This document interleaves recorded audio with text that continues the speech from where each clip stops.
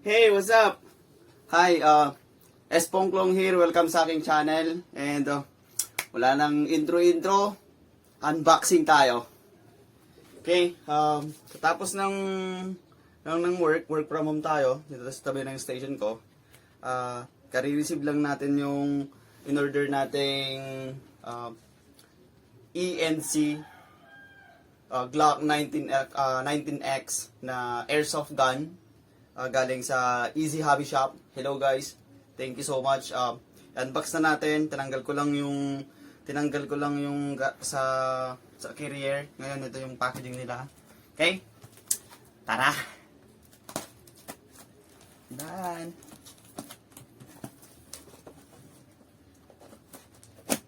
Meron kasi ako dati kasi pinaplano ko nang maglaro ng airsoft pero 4 years to 5 years ago pa mula nung nag-start ako ng magtrabaho sa BPO. Kaya lang lumipat ako ng company ngayon, wala yung mga naghikayat sa akin na maglaro. Hindi na ako nakabili ng unit. Hanggang sa nawala na sa isip ko, and then kita ko na lang sa Facebook, bumabalik ulit yung mga ginagawa na nilang for practical shooting. So naisip ko, since mababa lang yung budget natin, pistol muna, pa isa-isa. Para sa practical shooting muna. And since solo player pa rin naman tayo ngayon, wala pa naman tayong, kasi may mga grupo-grupo na ngayon eh. So, pag meron na tayong mga buong gamit, at mga sali tayo. Okay. Medyo matibay yung pagkaka-pack nila. Kasi bumili na ako ng kasama nitong Kita natin yun. Nanginginig pa! Sobrang saya ko nito guys. Tanggal ng stress. Ayan. Natin ikat.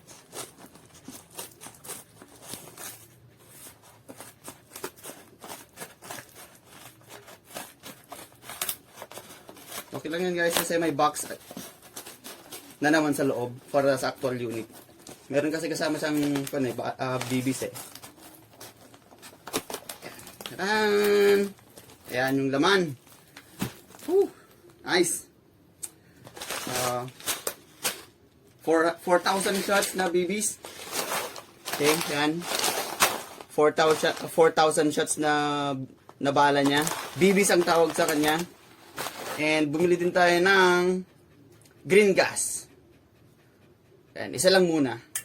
Yan, green gas. Then, meron tayong kasamang loader para mas mabilis kasi mahirap pag paisa-isa. Then tanggalin na natin to. Ito na yung bigat. Nice. East and Crane na Glock 19x. Guys, saan ba to? Ayun. Oh my god. First, meron siyang manual.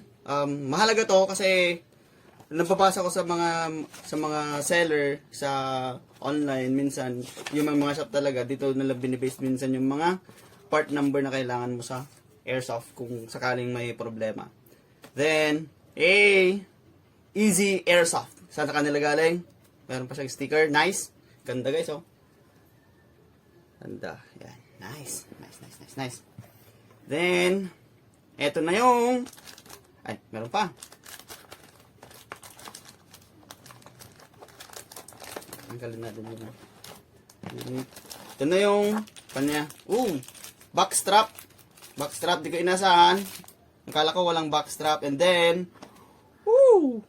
God. Ito na po yung unit. Nice. Oh my god. Ang pag-handle po ng airsoft guys, parang totoong baril din. Kasi kunyan magiging habit. Hindi mo agad na hawakan siya na nakaganyan agad. Hindi. Dapat nakaganyan lang yung mo dyan. Yung kamay mo. Yan. Tapos, syempre, tanggalin mo yung magazine. Then,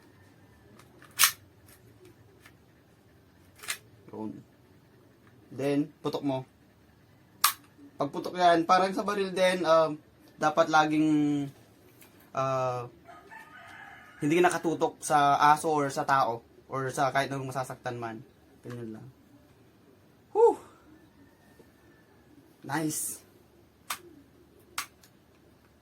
Yan siya, guys. Woohoo! Nanginginig pa, guys. Ayan na. Sorry. East and Crane. Yan. Meron siyang engraving doon. Kung makita, doon sa kanya. Yan. Woo! So, subukan na natin ang ating bagong laruan. Yan. Yan. Woo! First, tanggalin na, magkarga tayo ng green gas. Green gas. Yun.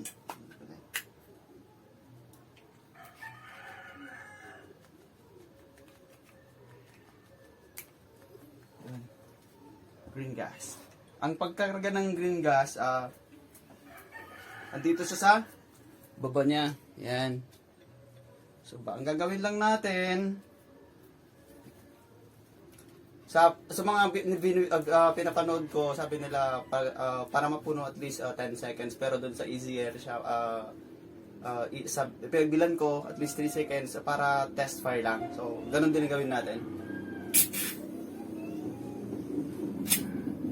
Ayan. So, meron na siyang gas. Next, syempre, yung kinat ko guys. Kinat ko. Kwan pala siya. Seal. Ay nako po. Gamitin na natin nating loader para mas mabilis.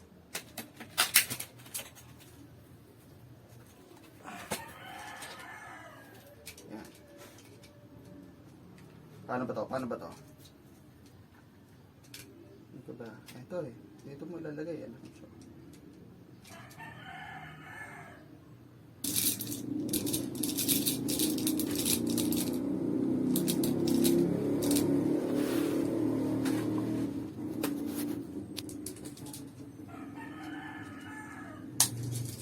Okay, meron na siyang bala. Okay, it's nice.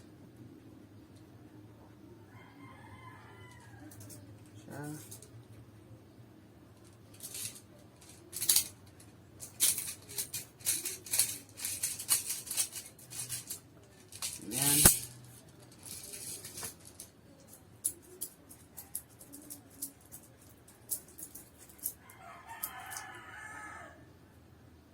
Okay.